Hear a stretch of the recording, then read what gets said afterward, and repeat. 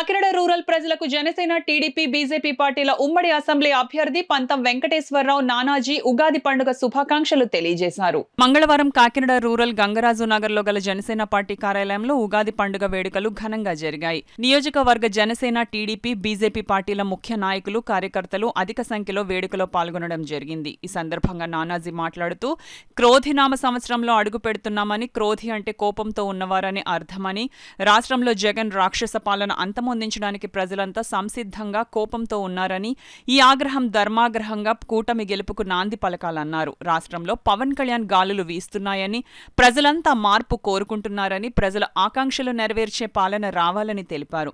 ఈ ఉగాది ప్రజలందరికీ ఆనందాన్ని, ఆరోగ్యాన్ని, అభివృద్ధిని అందించాలని వారు ఆకాంక్షించారు. అలాగే పిఠాపురంలో పవన్ కళ్యాణ్ 1,00,000 మెజారిటీతో మరియు రూరల్ నియోజకవర్గంలో జన సైనికుల కృషితో నా గెలుపు చిరస్థాయిగా నిలిచిపోబోతోందని ధీమా వ్యక్తం చేశారు. జగన్ పార్టీ అధికారం చేపట్టిన నాటి నుండి పురోహితులపై దాడులు చేస్తూ తీవ్రంగా ఇబ్బందులకు గురి చేస్తున్నారని, దానిని ఖండిస్తూ ఉగాది పర్వదినాన్ని పురస్కరించుకొని కాకినాడ రూరల్ నియోజకవర్గంలో ఉన్న సుమారు 300 మంది పురోహితులను, వేద పండితులను ఘనంగా సత్కరించుకోవడం జరిగిందన్నారు. అందరికీ కూడా శుభాకాంక్షలు తెలియజేస్తా ఉన్నాం.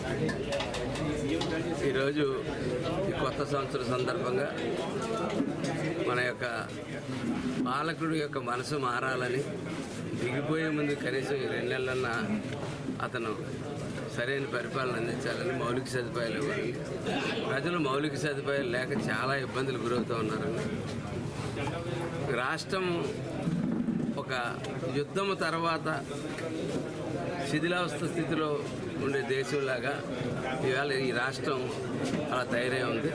కాబట్టి ఈ సంవత్సరం అన్నా సరే దాన్ని పవన్ కళ్యాణ్ గారు, చంద్రబాబు నాయుడు గారు త్వరలో 2 నెలల్లో మరి గద్దెక్కి తర్వాత ఖచ్చితంగా దాన్ని చిగురింపు చేయాలని చెప్పి ఈ సంవత్సరం ప్రజలందరూ సుఖ సంతోషాలతో, సౌభాగ్యాలతో ఉండాలని చెప్పి కోరుకుంటూ రాబోయే ఎన్నికల్లో సత్యాన్ని గెలిపించండి చెప్పి కోరుతా ఉన్నాం.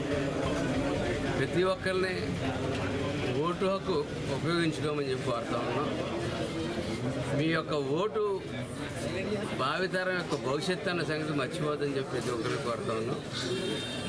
ఎందుకైతే చాలామంది ఓటుని నిర్లక్ష్యం చేస్తూ ఉన్నారు. వారందరికీ దయచేసి ప్రార్థించి చెప్తా ఉన్నాం, మీరు ఏ పార్టీ కన్నా ఓటు వేసుకోండి, కానీ ఓటు మటుకు ఖచ్చితంగా ఓటు వేయడానికి మటుకు వచ్చి ఓటు వేయండి అని చెప్పి అందరినీ కోరుతూ